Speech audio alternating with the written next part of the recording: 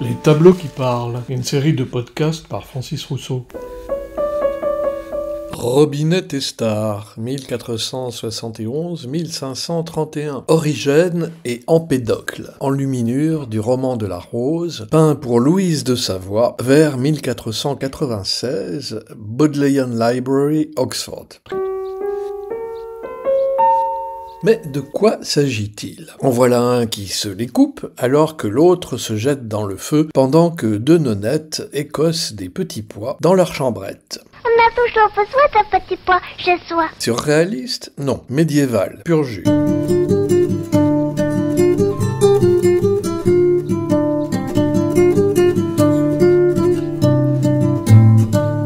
Qui sont ces petits énervés? Et que font-ils dans le roman de la Rose, qui est censé ne parler que d'amour? Eh bien justement, l'amour n'est pas forcément un long fleuve tranquille, comme chacun sait. Surtout au Moyen-Âge, qui tente de le présenter comme courtois.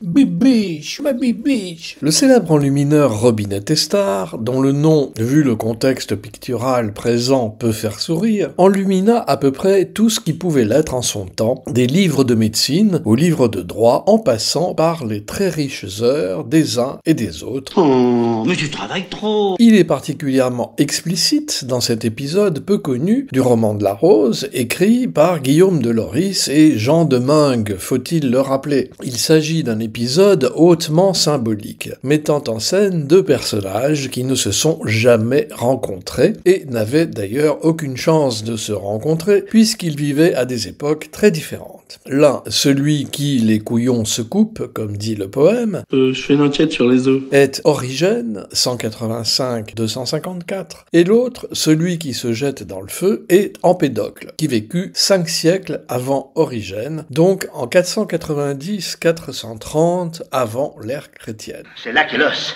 Origène, celui qui les couillons se coupent, donc, était un théologien paléochrétien et un érudit de l'Église primitive, originaire d'Alexandrie. Il est considéré comme l'un des pères de l'Église, eu égard aux nombreux traités exégétiques et philosophiques qu'il écrivit. Selon un récit controversé, rapporté par Eusèbe de Césarée, Origène se serait castré lui-même. C'est une exclusivité de nous qu'on a avec nous. En interprétant au pied de la lettre un passage de l'évangile de Matthieu, chapitre 19, verset 12, où l'on peut lire « Il y a des eunuques qui se sont rendus tels eux-mêmes pour la gloire du royaume des cieux. » Bah dis donc, il est bien gentil Matthieu, mais il n'y a pas de main morte tout de même. Et voilà que ni une ni deux, c'est une façon de parler, bien entendu. Origène le prend au mot et claque, ouille. Les couillons se coupent, donc ouille. On va encore dire que je suis réac, je m'en fous. Ça fait partie des trucs qu'il faut garder quand même. En dehors du désir de vivre sa vie terrestre, au plus proche des Saintes Écritures, cette action aurait été surtout motivée par le désir de vivre dans la chasteté et d'éviter toute tentation charnelle, notamment dans son travail d'enseignement auprès des femmes. Ce sacrifice, que Robinet Testard décrit très explicitement ici, est devenu le symbole de renoncement radical au désir de la chair. Ça va faire mal, voilà. Ça va faire très mal, je peux vous garantir qu'il y en a plus d'un, hein, qu'avec ce que j'ai là. Radical en effet, car on note dans cette enluminure qu'il ne s'agit pas seulement d'eunuchisme, mais d'ablation du package entier, si on peut dire, testicules et membres compris. Hein, je peux vous dire que ce que j'ai là, c'est une bombe, hein, c'est explosif, hein, c'est du nucléaire. Hein. Je peux vous dire que là, c'est très très grave, c'est grave. Ablation que Mirabeau, oui, Mirabeau, celui du boulevard et de la Révolution, qualifiait ainsi dans son Erotica Biblion. Cette ablation totale laissait des impuissants absolus auxquels l'Antiquité donna le nom d'eunuque aqueduc, parce qu'étant dépourvus de la verge qui porte le jet au dehors, ils étaient obligés de se servir d'un conduit de supplément. Charmant.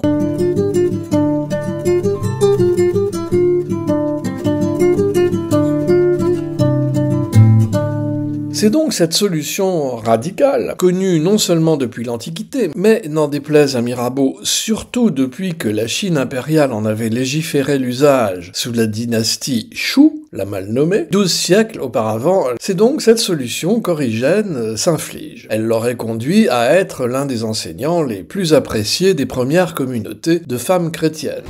Ça c'est très bien, mon ami. Certains chercheurs contemporains, atteints d'un léger wokisme universitaire, surtout à Oxford où est conservée cette enluminure, ont voulu voir dans ce geste extrême la preuve historique de l'existence du désir de transgenrisme dans l'histoire. Bon, Origène transgenre, on n'y pense jamais assez en effet. Der beau garçon ist ein salopard.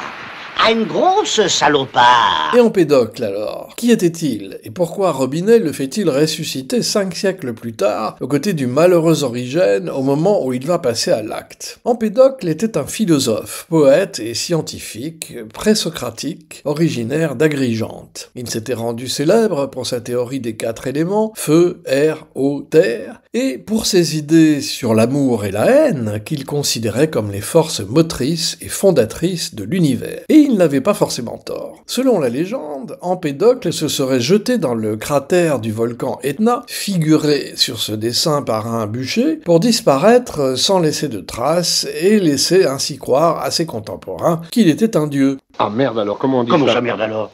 But alors you are French. Chafouin, cet Empédocle. L'acte symbolise donc à la fois la quête d'immortalité et la folie de l'orgueil humain. Effectivement, il ne se prenait pas pour la cuisse de Jupiter, cet Empédocle, ou plutôt oui d'ailleurs, il se prenait pour elle. Et en plus, ils sont tous dessus, là, ça y est, c'est le projet, ils sont tous dessus, ils veulent supprimer la mort. Hein. Pour de vrai, c'est une vraie information. Google investit des milliards de dollars dans la recherche pour la vie éternelle. Rien à voir avec Origène, donc, et sa petite boucherie, charcuterie, triperie intime? Eh bien, peut-être pas. En effet, Origène et Empédocle incarnent bien, tous les deux, des formes similaires de renoncement extrême. L'un à la chair, par l'autocastration, l'autre à la vie elle-même, carrément, par le suicide dans le feu. Réunis ensemble dans le roman de la Rose, ces figures pouvaient servir d'avertissement ou même de repoussoir à la tentation de la recherche absolue de la pureté ou à la quête irraisonnée de la gloire. Non mais c'est flippant, on est peut-être sur le point d'éradiquer la mort, là. C'est flippant. Quant aux nonnes, qui écossent des petits pois dans leur couvent, elles pourraient symboliser une alternative plus mesurée à ces deux terrifiantes extrêmes. Pendant que l'un crame et que l'autre va se les couper, elles optent pour une vie de chasteté et de dévotion, mais sans violence envers elles-mêmes, avec l'aide de quelques petits pois. Il est vrai que les petits pois n'ont jamais fait de mal à personne, n'est-ce pas? On a toujours besoin d'un petit pois chez soi. Ponctuation sonore. On a toujours besoin d'un petit pois chez soi. Blanche Gardin, La vie éternelle. Les Deschiens, la VHS explosive. Scène culte des films avec Louis de Funès. Petit branle médiéval. La joyeuse compagnie. Ben voyons.